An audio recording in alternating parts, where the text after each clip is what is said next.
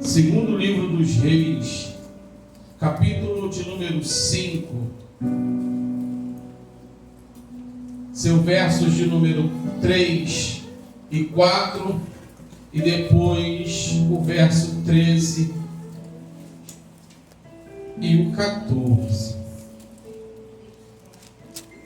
Segundo livro dos Reis, capítulo de número 5, o verso é o 3 e o 4, depois o 13 e o verso 14. Os irmãos acharam? Amém. Vamos ler. Vai dizer assim o verso 3: E disse esta a sua senhora: tomara que o meu senhor estivesse diante do profeta que está em Samaria, ele o restauraria de sua lepra. Então entrou Naamã e notificou a seu senhor, dizendo: assim e assim falou a menina que é da terra de Israel. 13 vai dizer: então chegaram-se a ele os seus servos e lhe falaram e disseram: meu pai, se o profeta te disser alguma grande coisa, porventura não a farias? Quanto mais dizendo-te ele: lava-te e ficarás purificado. Então desceu e mergulhou no Jordão 7 vezes, conforme a palavra do homem de Deus, e a sua carne tornou como a carne de um menino, e ficou purificado. Soberano Deus, eterno Pai, Pai amado, Pai querido, eis aí a tua palavra, a qual, meu Pai, aleluia, até agora fui eu que li. De agora em diante não seja mais eu, mas sim o teu Espírito Santo a conduzir os meus lábios, a falar aquilo a qual nós necessitamos ouvir na noite desse dia. Senhor, que eu diminua e que o Senhor cresça, que eu venha desaparecer e o Senhor aparecer, que a tua palavra, Pai, aleluia, como diz lá no livro do profeta Isaías, que ela não vem, meu Pai, aleluia, como a chuva, tem a função de regar a terra e para o céu ela não torna, mas ela faz a sua obra. Assim não é diferente. A tua palavra que será ministrada pelo teu Espírito Santo nessa noite, ela vai penetrar o coração de cada um de nós, e o Senhor vai fazer a tua obra conforme a tua vontade e o teu querer. Muito obrigado.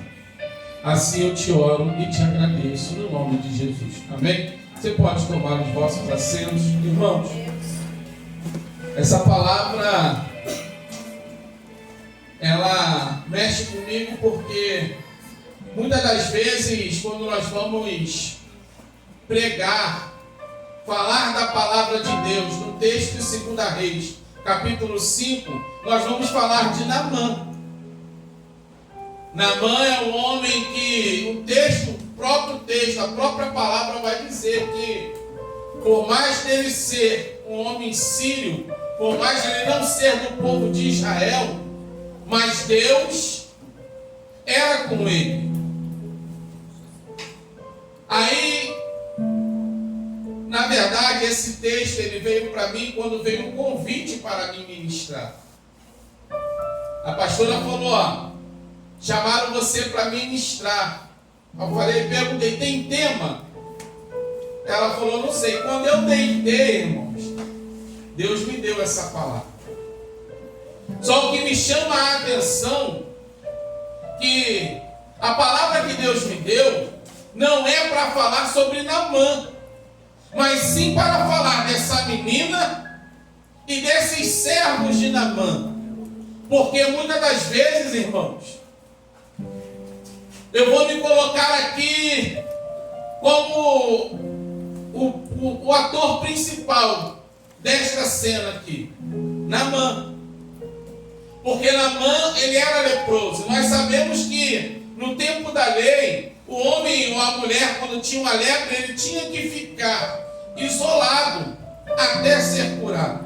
Mas a Bíblia vai dizer que Naamã escondia a sua lepra, botava a sua farda, botava a sua armadura e ia todo dia exercer o seu ofício.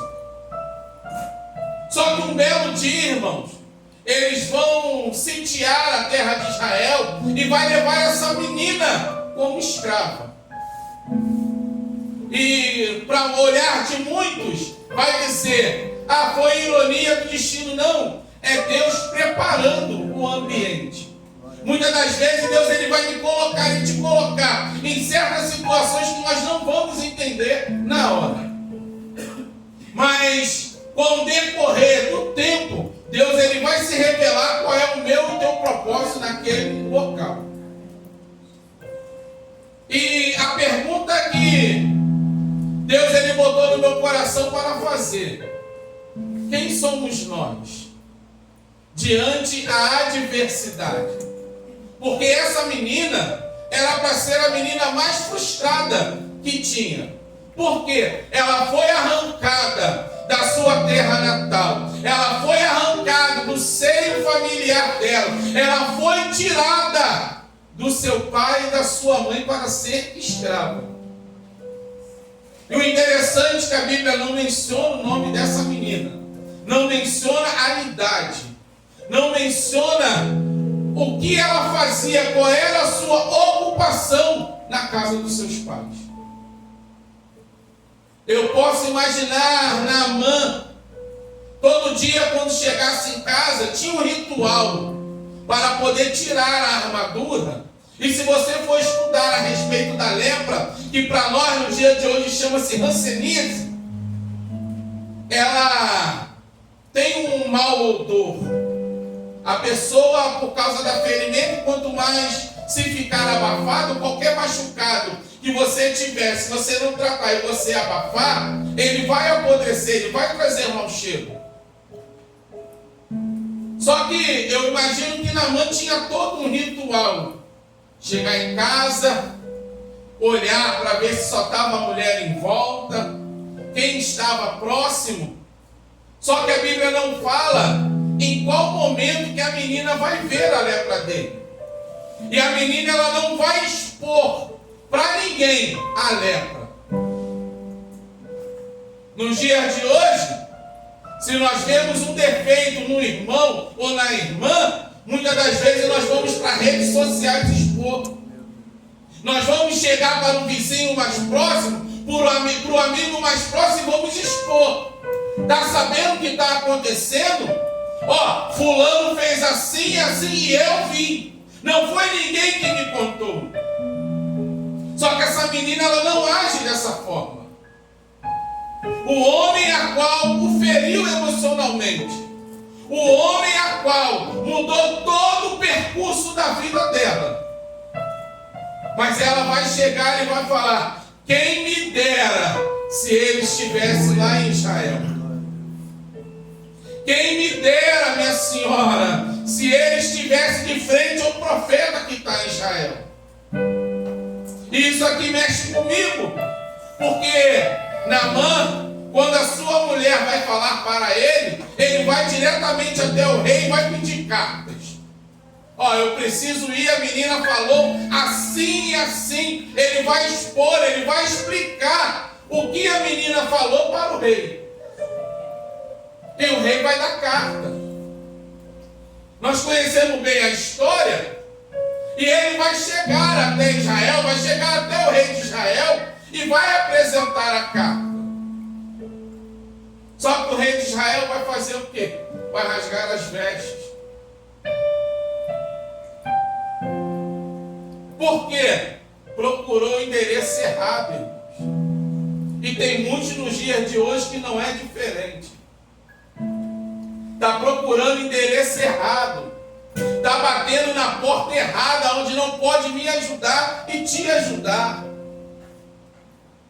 Está indo para o local errado. Você pode estar até com a carta na tua mão, mas está batendo na porta errada.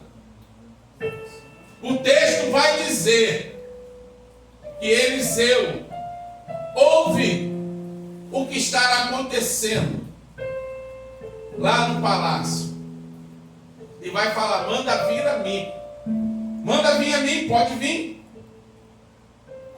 E Naamã, quando chega na porta, Eliseu não recebe. Só vai dar o recado, ó. Desce no Jordão, mergulha 7 vezes e a tua pele, a tua enfermidade será curada. Naamã vai sair revoltado, irmãos. Naamã vai sair irado. Por quê? Tinha rios mais limpos, tinha rios melhores. Mas não adianta ter boniteza se não for o propósito de Deus. Não adianta ter beleza se não for o propósito de Deus. E Naamã vai se frustrar, irmãos. Só que entra em cena mais algumas pessoas que a Bíblia não faz questão nem de mencionar o nome. Os servos de Naamã. E olha como é que eles vão chamar Naamã. Meu pai. Olha o grau de intimidade, irmãos. Não é pessoa, posso dizer assim, que via hoje, via depender amanhã ou depois, não. Para chamar de pai é porque tem intimidade. Para chamar de pai é porque o convívio é muito próximo. E vão falar. Se o profeta lhe pedisse algo mais difícil, o Senhor não faria? Eu imagino o nó que deu na cabeça de Naamã. Eu imagino ele fazendo uma auto-reflexão do que está acontecendo à sua volta. Como assim? O texto vai dizer que os rios Abana e Farpar, rios de Damasco, não são melhores que o Rio Jordão? Eu não posso dizer como é o Rio Jordão, que eu nunca fui. Mas muitos historiadores vão dizer que é um rio de água turva, água barrenta. Para você descer as margens do Rio Jordão, tu tinha que pisar em lama para poder chegar no Rio Jordão. Aí imagina Naamã olhando e dizendo: Damasco tem rios tão melhores. Eu vou ter que me descer para me lavar nessas águas sujas. Eu vou ter que descer para poder me contaminar. Eu já estou enfermo, eu já estou com problema. Eu não vou sair com problema, pelo contrário, eu vou sair com 2. Mas só que a mensagem que o homem de Deus manda é uma só, irmãos. Dá 7 mergulhos. Mergulha 7 vezes no Jordão. E muitas das vezes, irmãos, Deus ele fala comigo e com você. Muitas das vezes para fazer algo simples. E eu e você não queremos fazer. Eu e você não queremos fazer. Envia outro. Manda outro. Eu não posso. Eu tenho as minhas prioridades. Naamã de descer no rio, ele vai apresentar as prioridades dele. Que profeta é esse que não vem nem falar comigo? Manda um recado. Será que ele não sabe quem eu sou? Será que ele nunca ouviu falar o meu nome? Eu imagino, irmãos, se esses homens não tivessem pulso firme para falar com Naamã, eu tenho a certeza que Naamã estaria leproso até o dia de hoje. Morreria leproso. É por isso que a palavra de Deus vai dizer que há amigos mais chegados que irmãos. Porque não adianta estar do meu lado e não falar a verdade para mim. Não adianta andar do meu lado e querer massagear o meu ego sabendo que eu estou errado. Não adianta querer andar do meu lado, tá vendo que eu estou trilhando o caminho errado e não me avisar, me permitir ir, então de que adianta estar do meu lado? E esses homens, irmãos, a Bíblia não fala qual era a quantidade, se eram 2, 3, 5, 10, 50, 100, mas eram servos de Naamã.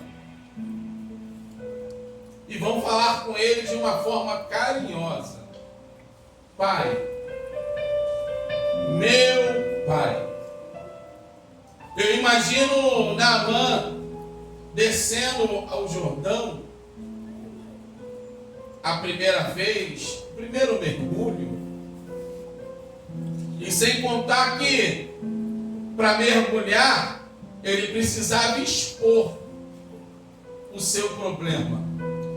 Para ele ser curado, ele precisava mostrar a sua enfermidade, a sua fragilidade. Eu posso imaginar que muitos, antes de Naamã mergulhar, ao se aproximarem dele, sentiram o mau cheiro. Mas ele era um capitão, não podia falar. Não, ele é superior a mim, irmãos.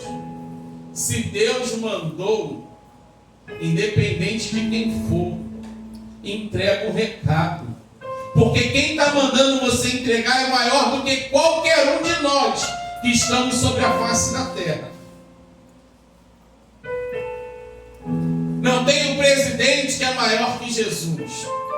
Não tem ninguém que seja maior que Jesus. Então, se ele te mandou, obedeça.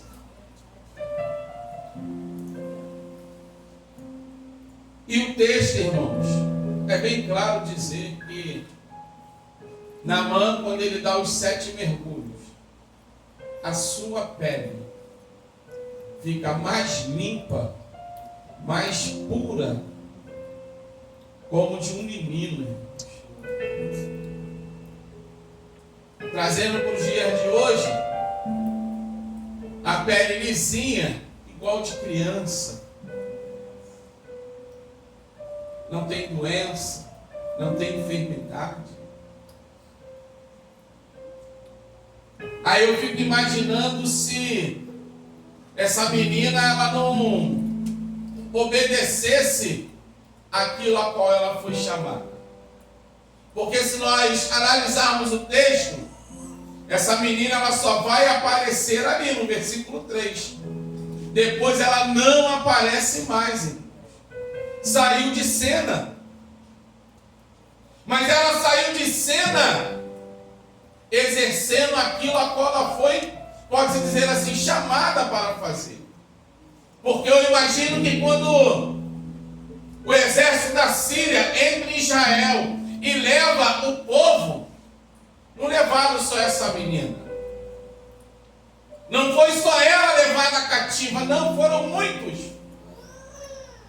A gente vai ver pelo livro do profeta Daniel, quando eles são levados cativos, o rei da Babilônia vai fazer algumas exigências, e não é levado só Daniel e seus 4 amigos, não, são muitos. E prove a Deus, irmãos, que essa menina caísse na casa de Naamã. A nossa mente voa. Eu imagino quando Deus dá o recado para ela e ela se questionando: mas Deus, Senhor, esse homem me fez mal. Esse homem tirou de mim o que eu mais preciso no momento, a família. Eu fui arrancada do seio familiar. Eu não tenho mais contato com meu pai. Eu não tenho mais contato com a minha mãe. Na minha casa eu era livre e agora virei escrava. Se é no dia de hoje, que se lasque ele. Como foi falado na aula da escola dominical, quando é o parente dos outros, nós vamos falar: não, é isso mesmo. que se lasquem quando é o nosso. E quando somos nós que estamos sendo provados por Deus nessa área, vamos obedecer ou vamos negar aquilo para qual nós fomos chamados? Qual vai ser a minha e a tua atitude? Qual vai ser o meu e o teu comportamento quando Deus nos coloca à prova? Quando Deus ele requer de mim e de você, mesmo que o cenário para nós não seja favorável,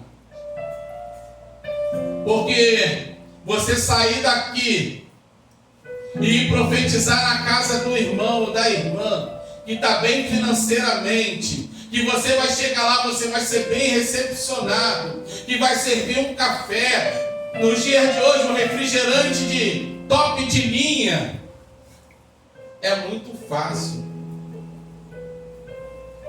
E quando Deus quer te usar para aquele que está lá fora, já mais de uma semana sem tomar banho, e muitas das vezes Deus fala assim, dá um abraço. E aí? Qual é a minha e a tua atitude? Vai só dar um aperto de mão e depois passar álcool? Ou vai abraçar? Vai fazer o que Deus está mandando ou vai recuar? Porque essa menina, a Bíblia não fala, mas ela não recuou. A Bíblia não fala se ela ficou questionando a Deus. Isso é a nossa mente que voa, irmãos. Porque nós somos seres humanos. Nós temos que nos colocar no lugar dela. Essa menina, como eu falei, era para ser frustrada demais. Era para fazer o serviço com má vontade. Mas não, irmãos. Ela me ensina e te ensina. Que independente da situação a qual eu e você estamos passando, como já foi falado aqui, não posso deixar, irmãos, a obra de Deus. Não posso largar aquilo a qual Deus confiou na minha e na tua mão. É difícil demais, irmãos. Dói demais. Mas e aí? Quem eu e você preferimos agradar? A Deus ou aos homens? Não adianta nada eu agradar o homem e desagradar o céu. Nenhum de vocês aqui pode dar salvação para nenhum de nós. E nem eu, como pastor, posso trazer salvação para ninguém. E se eu desagrado o céu, como é que eu fico? E se você desagrada o céu, como é que você fica? Já parou para analisar? Já parou para pensar a respeito disso? Se eu não estou bem com o céu, como vai ser a minha vida? Já parou, irmão, para fazer essa autorreflexão? Mas como assim, pastor? Eu não estou bem com o céu. É só você deixar de fazer aquilo que o Pai mandou a mim e a você fazer. Aleluia. Cada um de nós, irmãos, sabemos qual é o meu e o teu chamado. Uns são chamados para louvar, outros são chamados para ensinar, outros são chamados para pregar. Mas tem aqueles também que são chamados para cuidar, para zelar. Deus não chamou eu e você, nenhum de nós, para ficarmos igual prego, preso no banco. Não. Nós somos livres, irmãos. Nós somos livres, minhas irmãs. E Deus, Ele me chama e te chama a fazer a vontade dEle. Estamos nessa noite que nós venhamos ser igual esses servos de Naamã. Mas eu vou desistir. Não desiste não. Aguenta mais um pouquinho. E como essa menina, a atitude dessa menina, até me feriu. Mas eu não posso deixar de fazer aquilo a qual o Pai me mandou. Estou até ferido, estou até ferida, mas o chamado de Deus é maior. Já foi falado aqui nessa noite, e se Jesus tivesse desistido, onde eu e você essa hora estaríamos? Qual era o meu e o teu destino? Será que estaríamos vivos pela vida a qual levávamos?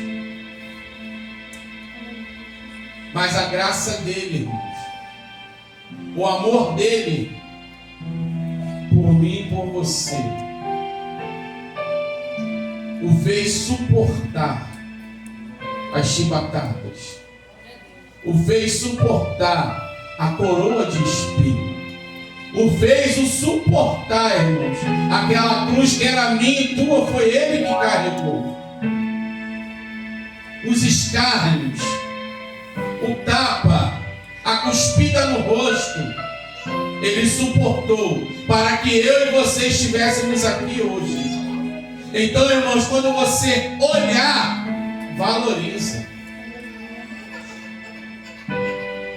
Porque não foi em vão o sacrifício dele. Não foi à toa o sacrifício dele. E se eu e você estamos aqui hoje, é por causa dele. Aleluia. Não é mérito meu, não é mérito seu, não. Nós não temos mérito. Outrora, quando ele me pegou e te pegou, estávamos mergulhados num charco de lodo. Estávamos mergulhados no pecado. Ele nos lavou com seu sangue carmesim. Pagou um alto preço para eu e você estarmos aqui nesta noite.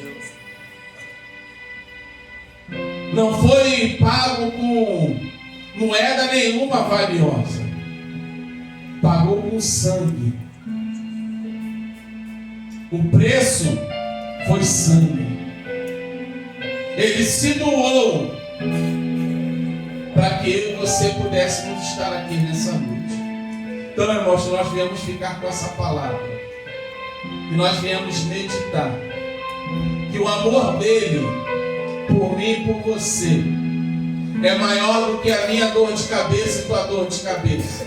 É maior do que as minhas limitações e as tuas limitações. O amor que ele tem por mim e por você é maior do que os meus e os teus problemas.